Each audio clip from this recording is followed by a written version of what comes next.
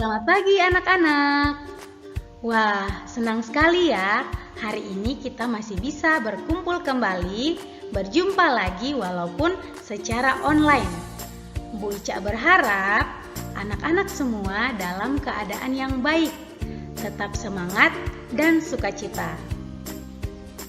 Hari ini, sebelum kita memulai setiap aktivitas pembelajaran kita akan mengawalinya dengan devosi.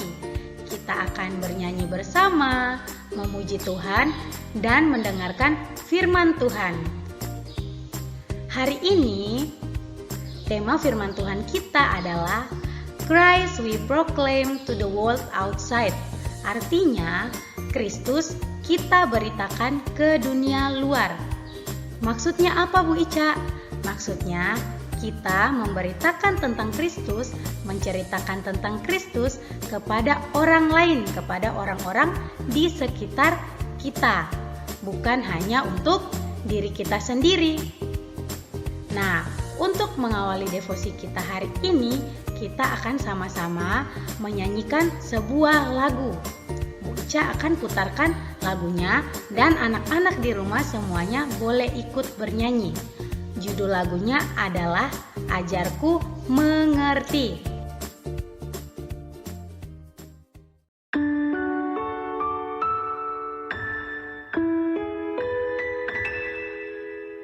Bapakku datang kepadamu, ucap syukur atas kebaikanmu. Sekarang ku buka telingaku, ku mau dengar suaramu. Biar ku mengenalmu lebih dalam, lebih dekat. Bapa, ajarku mengerti tentang isi hatimu.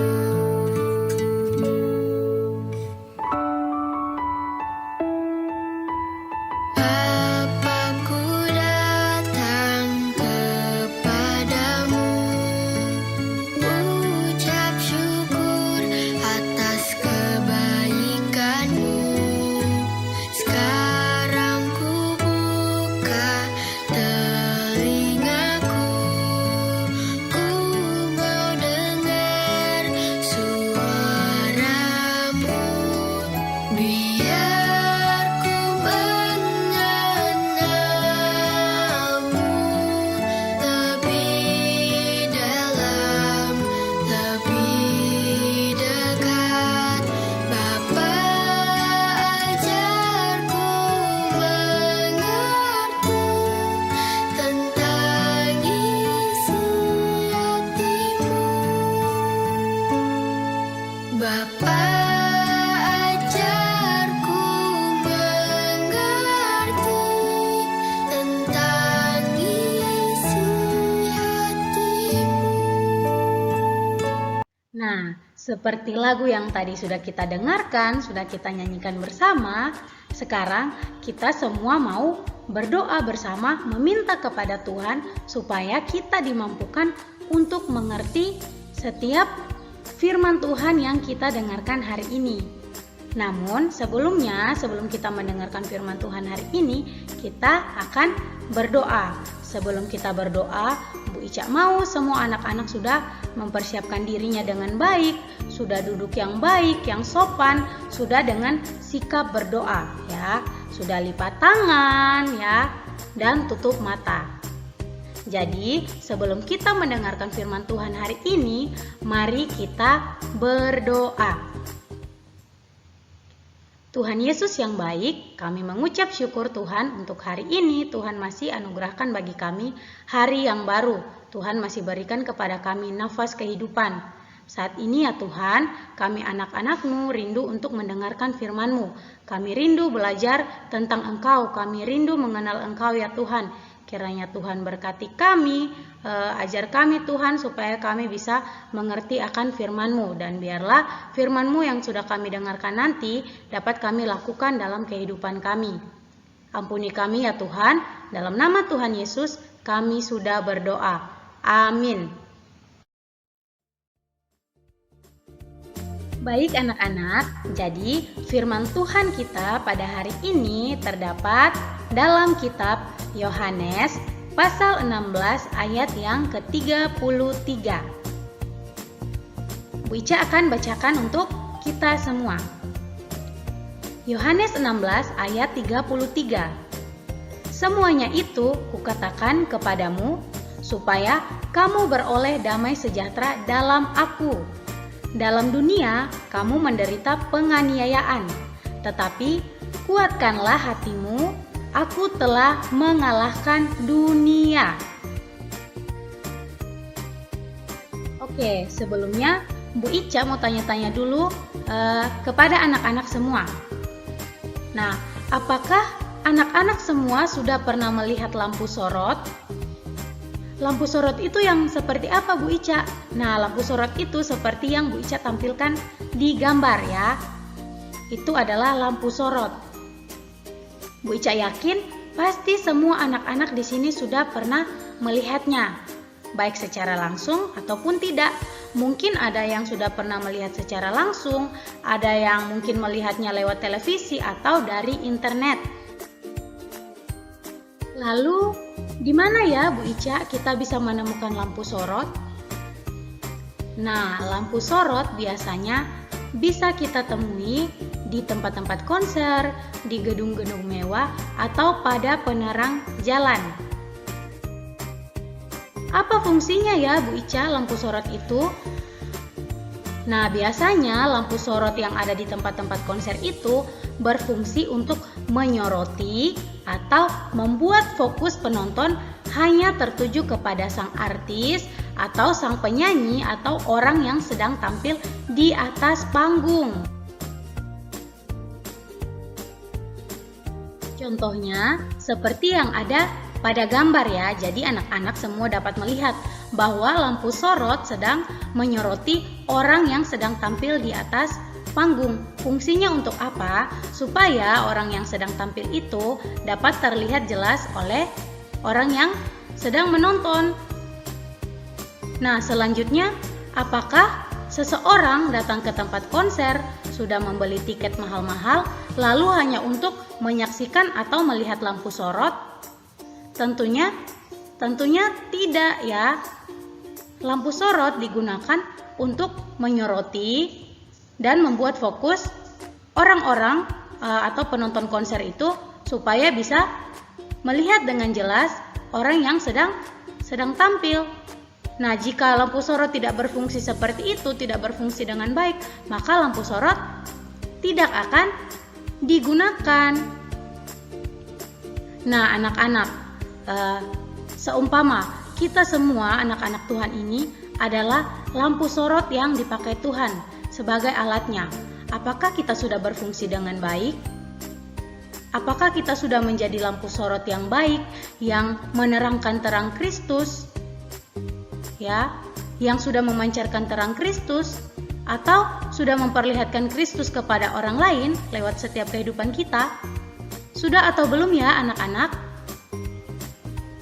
Nah, itu bisa menjadi perenungan bagi kita semua. Kira-kira kehidupan kita selama ini sudah seperti lampu sorot atau belum ya? Selanjutnya, kita akan sama-sama melihat dan mendengarkan cerita tentang tokoh-tokoh yang ada di dalam Alkitab yang dalam kehidupan mereka sudah menjadi lampu sorot yang baik. Mereka sudah memberitakan tentang Kristus, menceritakan tentang Kristus, menyaksikan tentang Kristus kepada banyak orang ya. Jadi sekarang kita akan sama-sama buka dalam kitab Daniel 3 ayatnya yang ke-14 sampai ayat yang ke-30. Tapi Bu Ica hanya akan bacakan 2 ayat untuk kita semua hari ini. Tapi Bu Ica berharap semua anak-anak di rumah bisa membaca secara menyeluruh ya dari Daniel 3 ayat 14 sampai 30. Oke, Bu Cia akan bacakan ya ayat 17 dan 18. Daniel 3 ayat 17 dan 18. Jika Allah kami yang kami puja sanggup melepaskan kami, maka Ia akan melepaskan kami dari perapian yang menyala-nyala itu dan dari dalam tanganmu, ya Raja. Tetapi seandainya tidak, hendaklah Tuanku mengetahui, ya Raja, bahwa kami tidak akan memuja dewa Tuanku dan tidak akan menyembah patung emas yang Tuanku dirikan itu. Nah, ceritanya seperti ini anak-anak. Pada waktu itu di kota Yerusalem dikuasai oleh seorang raja. Namanya Raja Nebukadnezar. Dia berasal dari bangsa Babel. Nah, pada saat itu dia mendirikan sebuah patung emas yang sangat tinggi. Lalu si Raja Nebukadnezar ini mengundang banyak orang, para pemimpin bangsa ya, semuanya untuk datang melihat patung tersebut. Maka datanglah semua pemimpin bangsa itu untuk melihat patung emas yang sudah didirikan oleh Raja Nebukadnezar. Setelah banyak orang berkumpul, setelah para pemimpin bangsa itu berkumpul, pengawal raja kemudian membacakan sebuah pengumuman bahwa semua orang harus sujud menyembah kepada patung emas yang sudah dibuat oleh raja. Jika tidak, maka akan dihukum. Nah, karena orang banyak itu semuanya takut, mereka akhirnya sujud menyembah kepada patung tersebut. Akan tetapi, ada 3 pemuda Israel, yaitu Sadrak, Mesak, dan Abednego yang tidak mau menyembah patung emas itu. Maka datanglah orang-orang Kasdim melapor kepada raja bahwa Sadrak, Mesak, dan Abednego tidak mau menyembah patung emas yang sudah didirikan oleh raja. Mendengar hal itu, raja menjadi sangat marah. Maka raja memerintahkan para pengawalnya, anak buahnya, untuk menangkap Sadrak, Mesak, dan Abednego. Setelah Sadrak, Mesak, dan Abednego ditangkap, mereka lalu diikat dan dimasukkan, dicampakkan, atau dilemparkan ke dalam perapian yang menyala-nyala, seperti hukum yang sudah raja tetapkan, bahwa jika mereka tidak menyembah patung emas itu, maka akan dibuang ke dalam perapian yang menyala-nyala. Nah, anak-anak tahu bahwa api itu rasanya panas ya. Dan pada saat itu Sadrak, Mesak, dan Abednego harus masuk ke dalam perapian yang menyala-nyala itu. Coba anak-anak bayangkan, kira-kira apa yang terjadi ya dengan Sadrak, Mesak, dan Abednego? Wah, ternyata di dalam perapian yang menyala-nyala itu, Sadrak, Mesak, dan Abednego tetap dalam keadaan yang baik. Mereka tidak merasa kepanasan dan mereka juga tidak terbakar. Karena apa? Karena mereka percaya kepada Tuhan, mereka setia kepada Tuhan Allah mereka, sehingga Allah menolong mereka, Allah menyertai mereka dan melindungi mereka di dalam perapian yang menyala-nyala itu, sehingga mereka tidak merasa panas dan juga tidak terbakar. Kemudian datanglah raja dan para pengawalnya untuk melihat keadaan Sadrak, Mesak, dan Abednego. Tapi raja dan para pengawalnya merasa kaget. Mereka juga heran. Kenapa ya kok di dalam perapian yang menyala-nyala itu ada 4 orang, padahal yang dimasukkan ke dalam hanya 3 orang, yaitu Sadrak, Mesak, dan Abednego. Ternyata Allah bersama-sama dengan mereka bertiga. Allah melindungi mereka, menolong mereka di dalam perapian yang menyala-nyala itu. Kemudian raja memanggil Sadrak, Mesak, dan Abednego untuk keluar dari perapian yang panas itu. Dan mereka bertiga pun keluar. Mereka keluar dengan keadaan yang sangat baik. Mereka tidak terbakar ataupun terluka. Dan pada waktu itu semua pemimpin bangsa dan orang-orang yang ada di sana menyaksikan hal tersebut. Akhirnya Raja Nebukadnezar tahu bahwa Sadrak, Mesak, dan Abednego memiliki Allah yang luar biasa, Allah yang berkuasa, yang sanggup menolong mereka dari bahaya dan senantiasa melindungi mereka. Dan Raja berkata, "Terpujilah Allah Sadrak, Mesak, dan Abednego." Kemudian Raja mengeluarkan sebuah perintah bahwa siapapun yang berani menghina Allah Sadrak, Mesak, dan Abednego akan diberikan hukuman. Mereka akan dipenggal-penggal dan rumahnya akan dirobohkan. Lalu Raja memberikan kedudukan yang tinggi kepada Sadrak, Mesak, dan Abednego. Nah, anak-anak, ancaman-ancaman penuh kemarahan dari Raja Nebukadnezar tidak menakuti ketiga pemuda Israel tersebut, yaitu Sadrak, Mesak, dan Abednego. Mereka justru semakin berani memberitakan Kristus, menyaksikan tentang Kristus bahwa Kristus akan menolong mereka. Mereka menyatakan bahwa Allah mereka adalah Allah yang setia, yang sanggup menolong mereka dalam keadaan apapun. Mengapa mereka memilih Allah? Kenapa Sadrak, Mesak, dan Abednego mereka memilih Allah? Karena mereka tahu, mereka yakin Allah setia, Allah sanggup menolong mereka dan melepaskan mereka dari bahaya. Tetapi jikalau mereka pun tidak dilepaskan dan Allah mengizinkan sesuatu terjadi, iman mereka tidak goyah. Mereka tetap setia, mereka percaya bahwa Allah setia dan akan bersama-sama dengan mereka. Allah sanggup menolong mereka melewati setiap apapun yang mereka hadapi. Mereka percaya Allah memiliki rancangan yang baik bagi mereka. Dan jika mereka setia, Allah pun akan setia. Nah, mereka tahu betul anak-anak bahwa dalam keadaan apapun Allah tidak menghendaki kita untuk melakukan dosa. Apalagi kita sudah tahu bahwa hal tersebut adalah hal yang salah. Hanya karena orang banyak semua melakukannya bukan berarti kita harus ikut-ikutan melakukannya. Sama seperti tadi, ketika banyak orang sujud menyembah patung emas yang dibuat oleh raja, tapi Sadrak, Mesak, dan Abednego tidak melakukan hal tersebut. Mereka tidak menyembah patung itu. Mereka tetap setia kepada Allah, ya. Mereka hanya menyembah Allah mereka.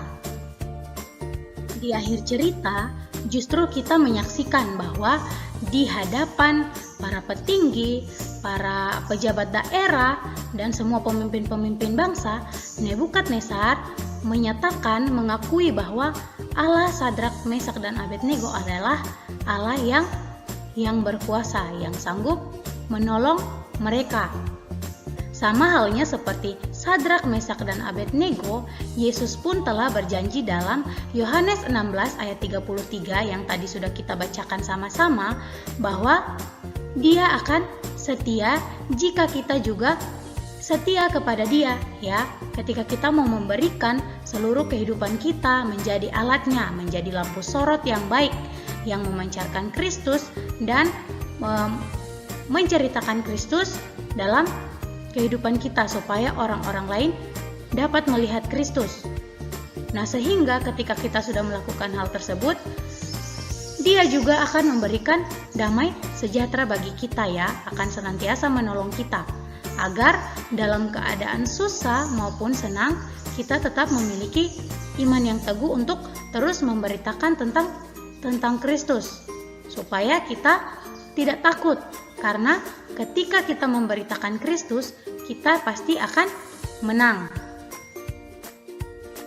Nah, kita semua harus ingat bahwa bukan berarti ketika banyak orang melakukan hal yang salah, iman kita malah menjadi kendor dan mau melakukan hal tersebut. Justru kita harus berdoa memohon kepada Tuhan supaya kita diberikan iman yang teguh agar kita mampu untuk tetap setia kepada Tuhan. Jadi ketika orang lain melakukan hal yang salah, ketika orang lain memilih untuk melakukan dosa, kita tidak seperti itu. Seperti halnya dengan lampu sorot yang baik, kita harus bisa memancarkan terang Kristus dan kita mau bertumbuh dan percaya kepada Dia sehingga kita dimampukan untuk melakukan hal yang Tuhan kehendaki, bukan sebaliknya untuk melakukan hal dosa atau hal-hal yang menyimpang. Ya anak-anak, supaya apa? Supaya kehidupan kita bisa menjadi kesaksian bagi banyak orang untuk mengenal Kristus. Belajar dari Sadrak, Mesak, dan Abednego bahwa ketika mereka diancam, mereka justru membalas dengan firman. Seperti yang tadi sudah kita baca dalam Daniel 3 ayat 17 dan 18. Ketika diancam, mereka tidak membalasnya dengan makian ataupun tindakan kekerasan, tapi mereka membalasnya dengan firman.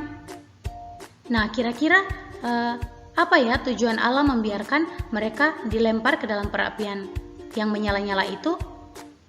Nah, Allah mau supaya Raja Nebukadnezar, para pemimpin bangsa, dan banyak orang yang tidak percaya Allah melihat kekuasaan Allah ya, melihat bahwa Allah sanggup menolong Sadrak, Mesak, dan Abednego. Baik anak-anak, jadi hari ini hal yang sudah kita pelajari adalah yang pertama, hidup kita harus seperti lampu sorot yang memancarkan terang Kristus dan memperlihatkan Kristus kepada orang lain melalui kehidupan kita. Jadi semua yang kita lakukan dalam kehidupan kita, baik dalam perkataan maupun tindakan kita harus memancarkan dan memperlihatkan Kristus. Yang kedua, berani memberitakan tentang Kristus. Yang ketiga, setia dan taat kepada Kristus. Yang terakhir, ada beberapa pertanyaan yang menjadi refleksi atau bahan perenungan bagi kita semua.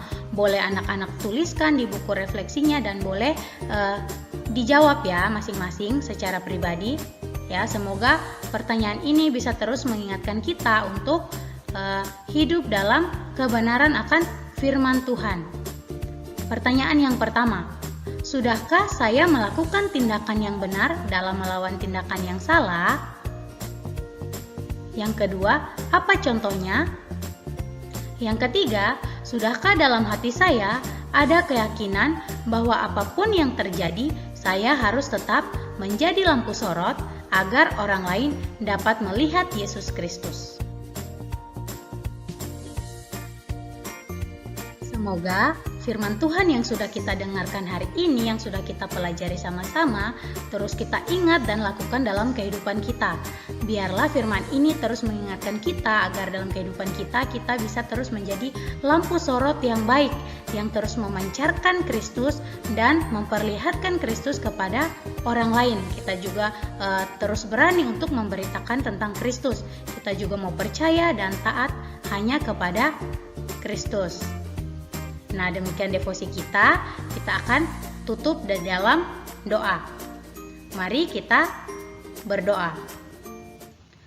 Tuhan Yesus yang baik, kami memohon kepadamu ya Tuhan, kiranya Tuhan terus berikan kami kekuatan dan semangat yang tidak padam untuk menceritakan tentang Kristus kepada orang lain. Biarlah Tuhan, hati kami dan pikiran kami terus dipenuhi oleh kebenaran firman-Mu. Jangan biarkan kami Tuhan untuk menyimpang daripadamu dan melakukan hal-hal yang tidak Engkau kehendaki. Biarlah kehidupan kami bisa menjadi lampu sorot yang memancarkan dan memperlihatkan Kristus kepada orang lain. Hari ini ya Tuhan, kami berdoa untuk setiap aktivitas belajar kami, kiranya Tuhan yang memberkati kami. Ini doa kami Tuhan, ampuni kami, dalam nama Tuhan Yesus kami berdoa. Amin. Demikian anak-anak devosi kita hari ini. Semangat belajar, Tuhan Yesus memberkati.